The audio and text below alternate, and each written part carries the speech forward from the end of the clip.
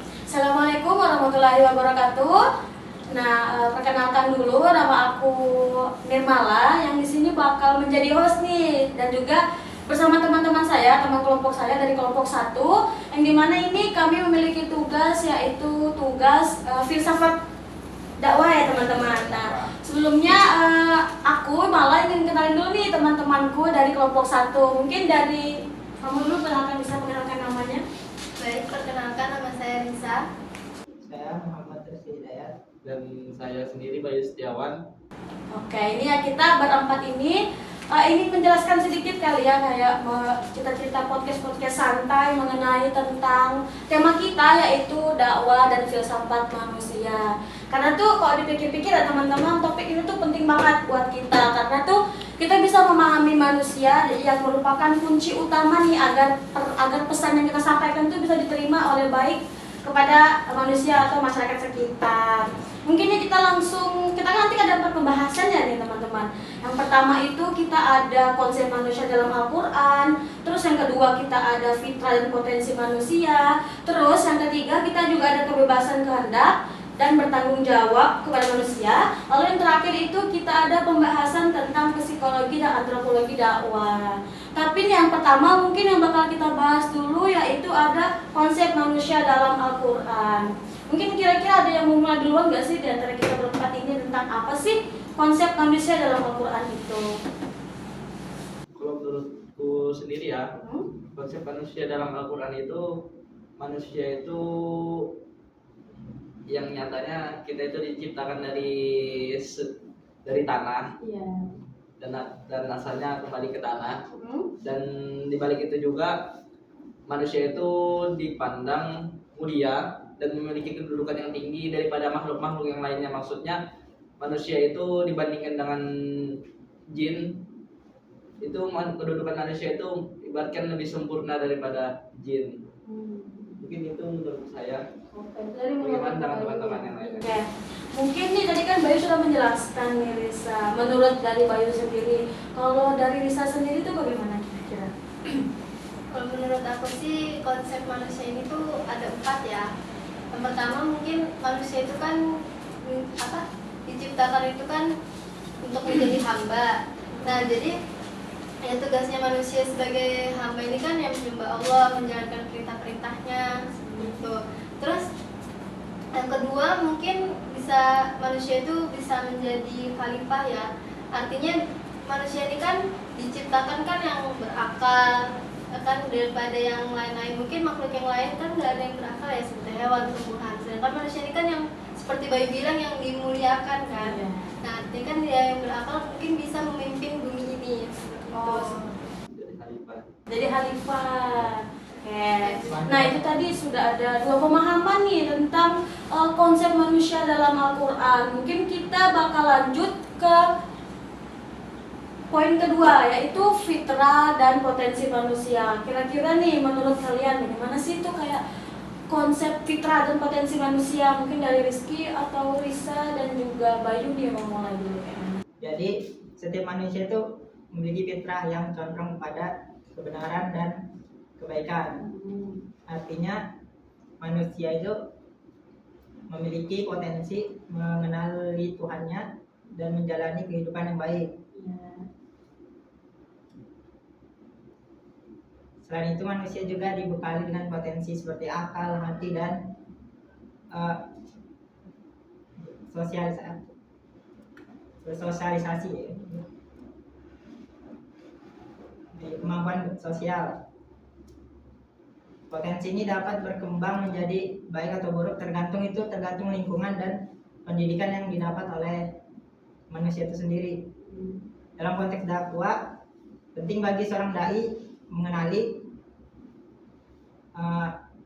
dari audiensnya, bagaimana dia berdakwah jika tidak mengenali karakter orang-orang yang didakwahi gitu ya. Jadi dakwahnya itu tepat sasaran. ya. Karena memang dari cara kita mengetahui audiensnya ya Bayu ya, jadi kok kita tahu bagaimana karakter orang ini, jadi kita bisa nyampaikan pesan dakwah itu lebih enak lagi supaya lebih masuk lagi gitu ya maksudnya. Oke, itu dari pandangannya Rizky nih teman-teman. Kira-kira kita coba juga dengar pandangan dari Risa nih mengenai fitrah dan potensi manusia. Kira-kira dari Risa sendiri, apa sih itu potensi dan fitrah manusia?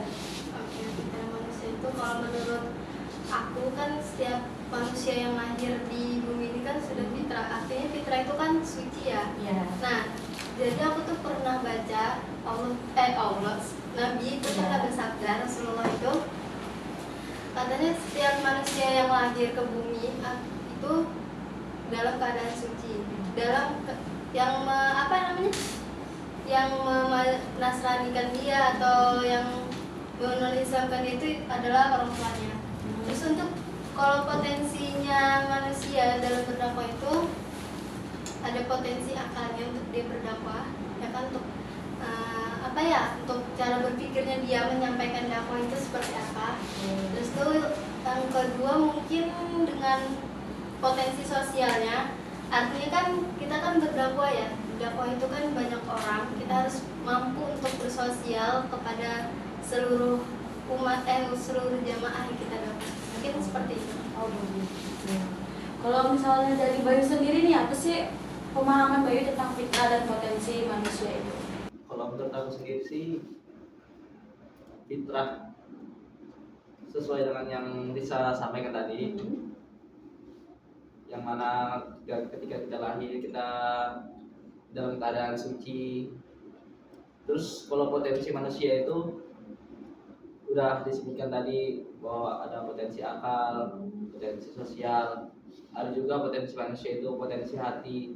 Potensi hati itu bagaimana kita misalnya sebagai dai, kita bisa merasakan perasaan atau pembawaan mad'u kita. Oh iya betul.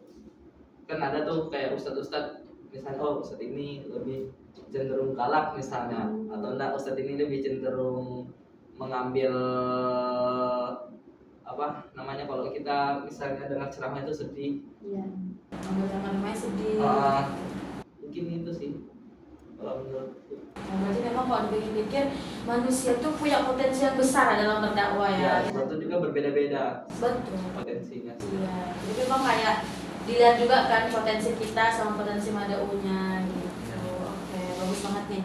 Mungkin nih kita lanjut ke selanjutnya ya, kan itu ada kehendak. Nah, kira-kira pemahaman kalian itu tentang kehendak dari filsafat dakwah nih, kira-kira tuh bagaimana sih menurut kalian? Kira-kira siapa dulu yang mulai? Kalau menurutku kehendak itu ya terserah kita mau melakukan apa, mau melakukan ini sesuai kehendak kita lakukan ini, mau melakukan itu kita lakukan itu. Tapi sebenarnya masih dalam hal dakwah ya, mengajak kepada kebaikan. Oke, itu aja atau lagi kira-kiranya? Itu sih. Kalau yang penting intinya kehendak kita dalam dakwah itu kan menyampaikan kebaikan, mengajak dalam kebaikan. Berarti memang kehendak yang dimaksud ini tuh kehendak kita buat menyampaikan dakwah. Jadi kalau memang pengen ya memang harus betul-betul pengen ya, bahasanya tuh kayak 100% harus bisa mau buat berdakwah gitu ya. Mungkin kira-kira dari pendapat kalian berdua bagaimana sih tentang kehendak dalam filsafat dakwah ini? Tetap ya, menurut saya itu kan sebuah pilihan. Iya betul. Tergantung kalian mau milih berdakwah bagaimana ya. Tapi harus menyesuaikan dengan audiens yang akan didakwahi gitu. Misalnya kalau audiensnya seperti preman ya kita tidak boleh berlemah lembut. Karena untuk apa? Masa batu dilawan pakai kertas? Menang sih, iya. Tidak masuk sebenarnya, tapi ya kalau kita Ya, berdakwah bisa. lembut di orang preman seperti orang yang keras gitu ya. Ya kita harus kuat mental sih. Lebih kuat mental. Tapi kalau menurutku sih, kalau misalnya kita berdakwah kepada preman itu justru malah kita nggak bisa kita keras, karena keras dilawan keras pasti dia mana melawan gitu. ada pecah. Ya, kalau menurutku sih ya lebih ke lemah lembut. Sikap yang lemah lembut itu para preman tuh kayak takjub gitu ngeliat kayak wah, Tadi sama dia, tapi itu lebih menyentuh. oh iya. Iya sih. Orangnya sih. Iya, main tergantung kata. Tidak semuanya bisa dikerasi, tidak semuanya bisa di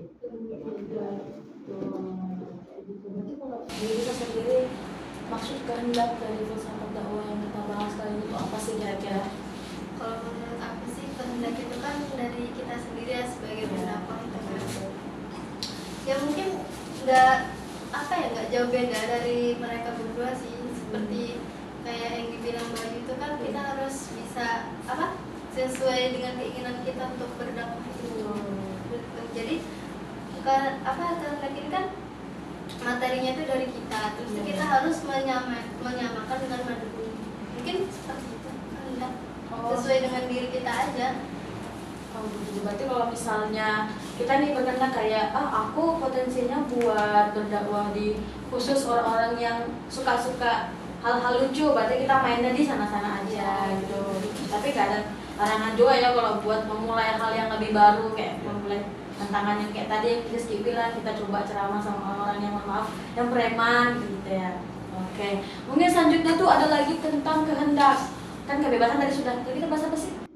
Kehendak ya, maaf guys, lagi nge-lag. Terus kita lagi ngebahas tentang kebebasan. Kebebasan ya, kira-kira mungkin kalau kita dengar kebebasan sama kehendak tuh tidak jauh beda ya, tapi kira-kira tanggapan kalian nih tentang kehendak dimasukkan dalam filsafat dakwah. Kira-kira apa maksudnya? Kebebasan, maksudnya salah kebebasan. Kan dari kalian tuh bagaimana sih? Kalau aku sendiri sih kebebasan sama kehendak kan memang kurang lebih Ya, kayak itu. kebebasan kita buat memilih, kebebasan kita buat memilih antara baik dan buruk, dan kehendak pun juga begitu, kita mau memilih yang baik atau yang buruk itu bebas. Jadi kebebasan sama kehendak ini kurang lebih aja. Terus kalau dalam dakwah, kebebasan itu mungkin menurut saya, misalnya tadi contohnya kayak berceramah, kayak ingin mengajak orang-orang preman dalam kebaikan, kita bebas memilih metode. Seperti ada cerita seorang kiai ini ingin merubah suatu kampung, ada orang berjudi, dia ikut juga duduk berjudi di situ. Cuman dia tidak ikut berjudi, dia ikut duduk di situ sambil ngobrol-ngobrol. Cuman dia tidak langsung masuk ke intinya, ayo kita enggak, dia ikut ngobrol-ngobrol. Jadi orang-orang itu di situ makin penasaran siapa orang ini kan. Nanti makin berhari-hari di situ makin mulai masuk sudah mulai mengajarkan apa itu loh Islam misalnya, apa itu loh kebaikan misalnya, larangan dalam Islam, mungkin itu sih. Jadi itu dakwahnya ada ya pelan-pelan ya? Ya bisa dibilang begitu. Nggak langsung to the point gitu. Nggak langsung. Mungkin dari riset mungkin kayak Karena hampir ya hampir mirip aja. kehendak sama malah kalau dibilang kehendak dulu baru kebebasan. Iya, jadi kayak harus kita berpikir dulu, kita maunya gini ya udah kita lihat. Bebas dong kita, kadang kan kita ngelakuin di ini gitu. Mungkin selanjutnya yang kadang tuh banyak dai atau apa tuh, bahkan kita sendiri tuh selalu lalai tentang ini, tentang hal tanggung jawab. Nah, pasti kan kita namanya tentang kita kan bahas tentang filsafat dakwah, ada hubungan dengan dakwah, berarti kan pasti kita ada pertanggungjawaban ya atas apa yang kita sampaikan. Nah, kira-kira pemahaman kalian ya mengenai tentang tanggung jawab apa? Kalau aku sendiri sih ya tetap juga tidak jauh beda dari kehendak, kebebasan, tanggung jawab. Karena kalau kita hendak memilih sesuatu dan pilihan itu bebas, mau baik ataupun buruk, pasti konsekuensinya nanti di akhir kita akan menerima atau menanggung tanggung jawabnya. Misalnya kita mengambil sesuatu yang buruk, kita hendak memilih sesuatu yang buruk, bebas tahu ini baik atau buruk. Nah, nanti di akhir kita pasti akan tanggung jawab atas pilihan kita sendiri. Iya, persis. Kebebasan kita itu memang selalu bertanggung jawab. Mungkin itu kali ya, Pak. Iya. Pemahaman dari Bayu nih tentang tanggung jawab yang dimana dia tuh memang gak jauh-jauh dari kehendak, terus kebebasan, plus juga tanggung jawab. Kalau mungkin dari kalian berdua nih tentang tanggung jawab nih, karena pasti berhubungan dengan dakwah. Berarti menurut kalian tanggung jawab dakwah ini bagaimana sih gitu maksud kalian? Menurut kalian pribadi? Mungkin dari Lisa atau dari Rizky mau menyampaikan? Kalau menurut aku sih tanggung jawab itu kan kita sebagai pendakwah itu kan harus bertanggung jawab atas yang kita sampaikan. Materi apa yang kita sampaikan itu kita harus bertanggung jawab apakah bisa diterima dan yang kita sampaikan ini itu memang benar-benar ada dalilnya atau dari sumbernya. Itu kan harus kita tanggung jawab kan. Takutnya ketika kita menyampaikan materi nih, terus tuh jamaah ini masih ada yang belum paham, tapi kita nggak tahu sumbernya itu dari mana. Mungkin tanggung jawab tuh seperti itu ya untuk sebagai kita pendakwah. Karena kan biasanya ada tuh pendengar tuh yang kritis banget tuh, Iya. pikirannya kayak, Iya. asal dari mana ini, asal dari mana. Jadi memang harus ditanggung jawabkan semua. Iya. Ada yang kayak Mama Gufron itu kan, Oh iya betul. kita nggak bisa kayak dia bilang bahasa Suryani, asapoli, Omongoli, kan kita nggak tahu itu Sumber dia dari mana? sumber dari mana, dia bertanggung jawabnya kayak mana. Ya, berarti tuh bisa dibilang kita masih belum tahu ya gimana Iya. cara bertanggung jawabnya dari si Ah. Mama Gufron. Iya. Mungkin kalau dari Rizky sendiri nih mengenai tanggung jawab dalam filsafat dakwah, kira-kira bagaimana? Ya berani menanggung jawab. Ini kira-kira dari Rizky sendiri bagaimana itu tentang tanggung jawab itu sendiri? Menurut saya ya, Oke. terserah kalian mau ini benar atau tidak, terserah ya. Bisa kalian komen nanti ya di situ, kolom komentar, jangan lupa tuh. Kalau koreksi kalau salah ya. Tanggung jawab itu berani mengambil beban dari apa yang disampaikan tanpa harus merasa takut. Jadi kita sebagai yang menyampaikan materi, kita harus berani menanggung semua resiko yang akan kita sampaikan atau yang telah kita sampaikan. Jadi kalau hanya sekadar menyampaikan tanpa ada rasa tanggung jawab itu kayak debu yang berterbangan lah. Plong-plong gitu aja. Iya, plong-plong gitu aja tuh. Tanpa ada kesadaran untuk bertanggung jawab kan hanya menyampaikan aja tuh. Tanpa ingin orang itu berubah dari sikap yang lebih baik lagi. Sebenarnya kalau dibahas lebih panjang sangat panjang ini ya. Tentang tanggung jawab. Iya. Tapi kapasitas otak saya ini terbatas. Bercanda dulu ya supaya nggak terlalu garing ya teman-teman, juga terlalu karena kan ini filsafat dakwah ya, jadi kalau kayak terlalu serius tuh susah masuknya juga ya nanti kalau misalnya teman-teman lagi nonton videonya. Oke, makasih banget ya Rizky ya.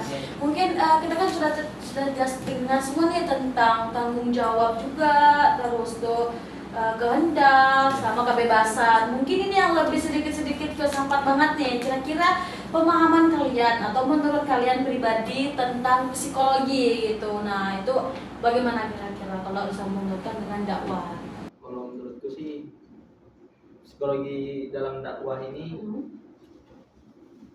seorang dai itu harus bisa memahami pertama perasaan, karakter mad'unya gimana. Terus ada juga aku pernah ikut kayak dengar sih cerita kalau misal sebelum penceramah dia datang itu dia terlebih dahulu datang kayak ke ketua RT atau enggak ke misalnya dipanggil ke masjid, dia nanya kaum masjidnya kah atau orang-orang yang ada di masjid itu bagaimana keadaan orang kampung sini, atau enggak masjid sini nih rame atau enggak jamaah sholatnya, atau enggak orang-orang di sini nih orang suku apa. Oh iya, pasti sering begitu. Nah jadi nanti pas Madu datang nih, pas dainya datang dia sudah siap nih, oh di sini nih orang-orang Bugis atau enggak orang Jawa misalnya. Nah jadinya dia ceramahnya tuh menggunakan, kalau dia bisa menggunakan bahasa itu, kalau enggak bahasa Indonesia. Dan kalau masalah memahami perasaan itu kan, kalau itu kita bisa melihat bagaimana mad'u kita, misalnya mad'u kita orang tua atau mad'u kita anak muda itu kan pasti beda. Iya. Orang tua kalau didengarkan Ustadz Hanan Ataki kayaknya kurang cocok deh. Iya. Iya kan? Orang tua itu yang kayak udah ceramahnya tuh lebih ke misalnya perbanyak pahala atau Ada yang lucu-lucu lucu-lucu suka dia. biar nggak ngantuk. Kalau anak muda kan lebih ke motivasi Iya betul banget. gitu. Kayak Ustadz siapa tuh yang sering ngasih kayak komen ceramahnya tuh cinta terus Ya ada itu. sama Ustadz siapa tuh yang dia tuh sering buat konten sama tata muslim itu juga lucu karena kan Gen Z banget. Habib Ja'far. Habib Ja'far, nah itu kan dia tuh lucu kan, dia tuh kayak Ya. meresap banget nih kalau buat kita yang kita Gen Z. Nah, Tuh. itu. Jadi psikologi dalam dakwah itu ya menjadi seorang dai ini harus kita bisa memahami kondisi mad'unya. Oke nih teman-teman, mungkin selanjutnya kita bakal bahas tentang psikologi dan antropologi dakwah yang dimana tuh dua hal ini tuh kayak berhubungan banget di tentang filsafat dakwah. Nah kira-kira teman-teman di antara kalian bertiga nih siapa duluan yang mau bahas tentang psikologi dan antropologi dakwah? Biar saya. Oke, mungkin kita persilakan buat Rizky buat menjelaskan kira-kira apa sih psikologi dan antropologi dakwah. Psikologi dan antropologi ini nggak bisa dipisahkan, kelihatannya nggak bisa dipisahkan ya. Ya. Karena psikologi itu menjelaskan tentang bagaimana perasaan orang ya kan, perasaan. Berarti kalau antropologi ini termasuk ada ya beda kebudayaan gitu ya. Budaya, kebiasaan. Ya kebiasaan. Jadi kalau kita berbicara tentang psikologi berarti ini harus mengenal martu ya kan. Seperti yang dijelaskan Bayu tadi kan, dainya ini harus riset tanya-tanya orang bagaimana kondisi jamaah di sekitar situ ya kan, sekitar tempat yang akan dikunjungi atau yang diberi ceramah lah.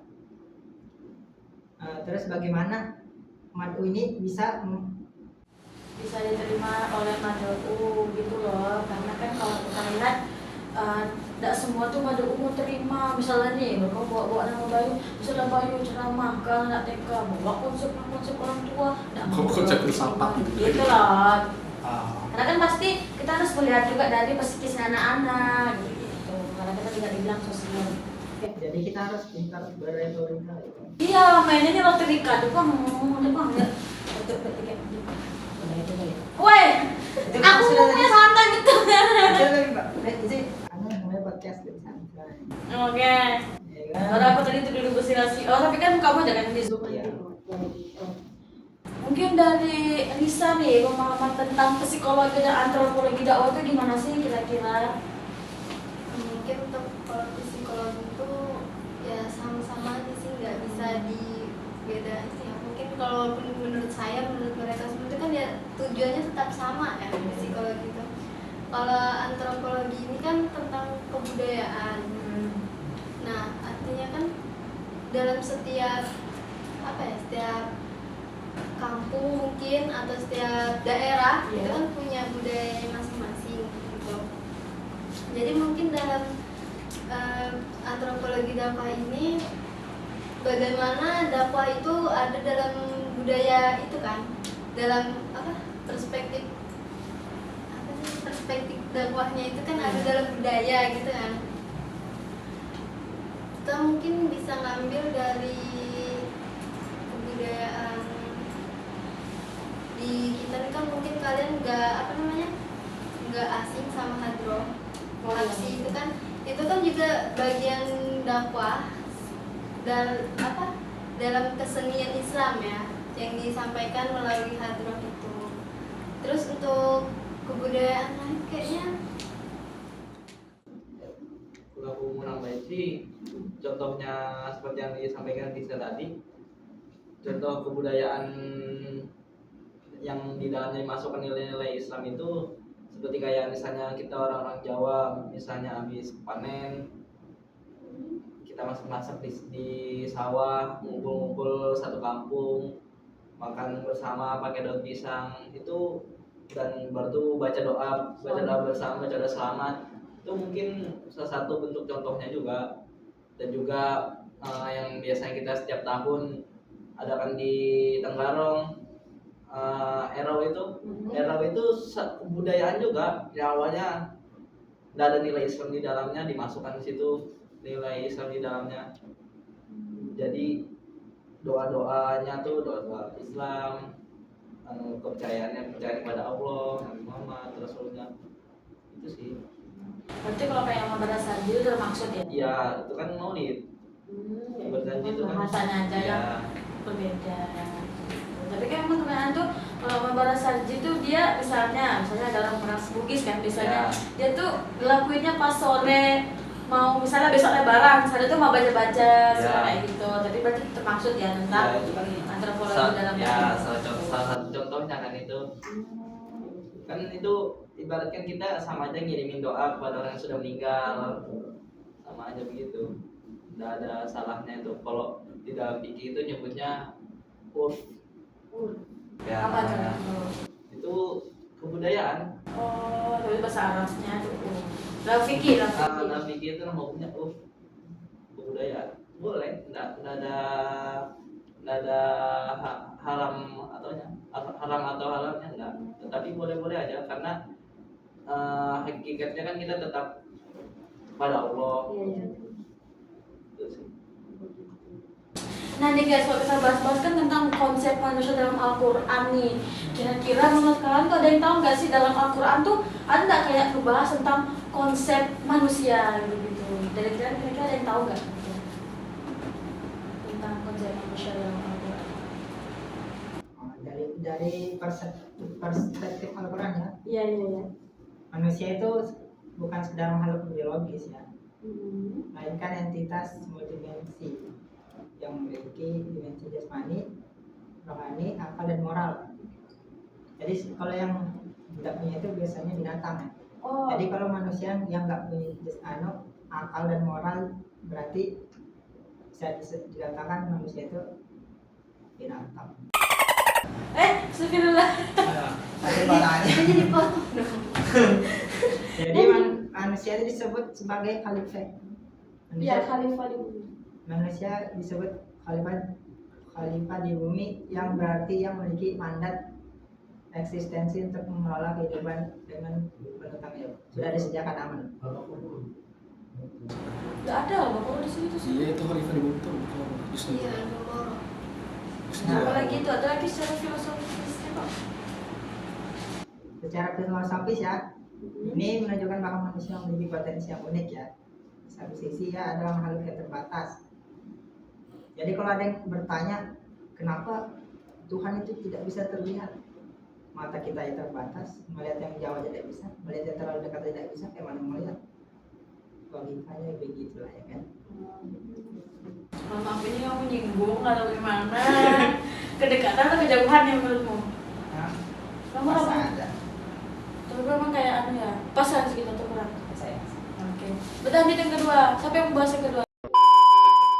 Nah guys, kita kan tadi sudah dengar juga nih dari Rizky, dari Bayu dan juga dari Lisa kalau misalnya pemahaman mereka masing-masing lah ya guys tentang fitrah dan potensi manusia. Tapi nih, aku boleh dengar dari kalian kira-kira ada nggak sih konsep dalam Islam nih tentang fitrah dan potensi manusia itu kira-kira? Ada yang jawab? Kalau menurutku sendiri sih ya, konsep fitrah dalam Islam itu dapat kita pahami bahwa manusia itu cenderung, kalau fitrah itu kebenaran dan kebaikan, suci. Nah kalau diambil dalam pendekatan filsafat, fitrah ini hakikatnya sebagai ontologis, yaitu manusia pada dasarnya sifat yang melekat sejak awal keberadaannya, yang mana awal dia lahir itu kan suci. Nah kalau dalam filsafat, hakikat ontologisnya sifat dasar yang ada pada saat dia dilahirkan, suci dan kebaikan. Nah kalau dalam dakwah, fitrah ini tidak berdiri sendiri, yang mana itu tuh dibangun melalui dai-dai itu. Mereka mengajak dengan potensi-potensi yang tadi kita pahami, potensi akal, potensi hati. Jadi dai ini cuma membantu manusia untuk mengarahkan potensi-potensinya tuh untuk berpikir bagaimana kita memahami kebaikan dan kita menimbulkan kebaikan itu sendiri. Kita menimbulkan fitrah kita sendiri itu. Nah, jadi dakwah ini membantu manusia untuk ibaratkan menyalurkan kebaikannya tuh melalui potensi-potensinya, potensi akal tadi, potensi sosial, potensi hati dan lain sebagainya. Ternyata memang di dalam Islam juga ada sendiri ya mengenai konsep dari fitrah dan potensi manusia. Ya. Yang dimana deh teman-teman, kita ini pasti banyak yang belum tahu, jadi sudah dijelaskan juga oleh teman kita Bayu. Nah, lanjut ke nanti ketiga. Nah nih guys, kita kan tadi bertiga sudah dengarin juga ya, penjelasan dari masing-masingnya tentang kehendak, kebebasan, tanggung jawab manusia juga. Nah kira-kira dari kalian ada nggak sih paham tentang perspektif tentang dari filsafat dakwahnya gitu? Kira-kira ada nggak sih paham dari kalian yang bisa menambahkan gitu? Mungkin aku sedikit Iya. Artinya dalam perspektif dakwah itu kan manusia itu kan makhluk yang bebas ya untuk memilih mana yang benar dan mana yang buruk. Jadi kita tuh sebagai manusia ini tuh harus bisa memilih mana yang baik dan yang buruk itu. Jadi kan kebebasan ini kita bisa ya memilih antara yang baik dan buruk, tapi kita harus membatasi kebebasan itu agar tidak melenceng ya, agar tidak melenceng. Terus yang kedua itu kan kehendak, yaitu kehendak itu juga kan dari ini ya, dari kebebasan. Iya. Artinya kan kita sudah bebas nih mau ngapain aja. Nah muncullah di situ kehendak. Oh iya. Nah kehendak itu kan dorongan dari akal manusia, juga dari nafsu beserta hatinya, seperti itu. Nah jadi kehendak ini kan harus yang apa ya, sesuatu yang kita inginkan, yang harus kita capai kan, kayak gitu. Nah setelah itu kan muncullah tanggung jawab. Setelah kita memiliki kebebasan untuk memilih, terus itu kita sudah memilih nih, kita berkehendak, terus itu kita harus bertanggung jawab atas kehendak. Jadi memang ada hubungannya erat banget ya antara kebebasan, kehendak, dan tanggung jawab juga manusia. Bahkan bisa dibilang dia berurutan gitu. Terima kasih Risa sudah jelasin tentang perspektif dakwahnya lah ya mengenai tiga hal ini. Nah nih guys, kalau misalnya itu kita udah jelasin juga dari awal banget gimana kita sampai sekarang, dan mungkin saya bisa mengambil kesimpulan karena kalau dari pembahasan kita tadi, nah kita tuh dapat menyimpulkan kalau itu tuh manusia adalah makhluk yang memiliki fitrah, potensi, dan juga kebebasan dalam menentukan pilihan hidupnya juga nih teman-teman. Dan juga tapi ada namunnya nih, namun maksudnya tuh kayak kebebasan tersebut itu tuh selalu disertai dengan tanggung jawab serta dipengaruhi oleh kondisi psikologis dan budaya masing-masing individu juga. Jadi oleh karena itu dalam dakwah itu diperlukan pendekatan yang bijak, memahami karakter manusia, dan serta mampu menyesuaikan metode dengan kondisi yang ada. Dan juga teman-teman, terima kasih sudah mendengarkan podcast kami. Semoga ilmu itu bermanfaat juga buat kita semua, terutama buat kami berempat. Dan sampai jumpa maksudnya di episode selanjutnya. Saya dan teman-teman pamit undur diri. Wassalamualaikum warahmatullahi wabarakatuh. Dadah. Dadah. Udah Beri, 1 jam 10. Born on the wrong side of the ocean, with all the tides against you. You never thought you'd be much good for anyone, but that's so far from the truth. I know there's pain in your heart, and you're covered in scars. Wish you could see what I do, 'cause baby, everything you are is everything I need. You're everything